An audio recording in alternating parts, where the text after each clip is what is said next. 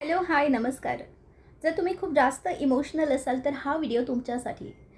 Emotional व्यक्ती खूप लवकर समोरच्याशी अटॅच होत जातात आणि त्यावेळेस त्या व्यक्तीला कुठल्याही गोष्टीचं भान राहत नाही, की आपण किती इमोशन आपण शेअर करतोय किंवा किती आपण वाहत जातोय त्या भावनांमध्ये.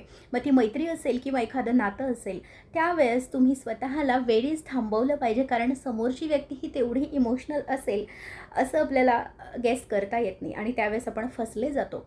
अशा वेळेस आपले स्वतःचे प्रिन्सिपल्स असतात ते सोडायचे नाही. जर तुम्हाला तुमच्या स्वभावामधला इमोशन काढता येत नसेल, तर काही गोष्टींची तुम्ही काळजी घेतली पाहिजे, की तुम्ही तुमचे स्वतःचे प्रिन्सिपल्स कधीही सोडायचे नाही.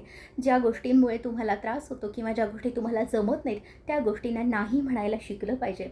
नाहीतर हर्ट तुम्ही स्वतः होणार आहात आणि त्याचा परिणाम स्वतःच्या मानसिक स्वास्थ्यावर आणि शारीरिक स्वास्थ्यावर पडणार आहे.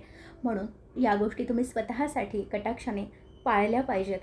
त्यानंतरची दुसरी गोष्ट, हे करूनही जर का तुम्हाला त्रास होतोय किंवा तुम्हाला असं वाटत जातं आहे, की मला चुकीच्या पद्धतीनं ट्रीट केलं जातं आहे किंवा माझ्यासाठी ही गोष्ट नाही आहे, तरी पण I am not a deserving person, तरीही मला ही गोष्ट दिली जाते किंवा मला बोलली जाते.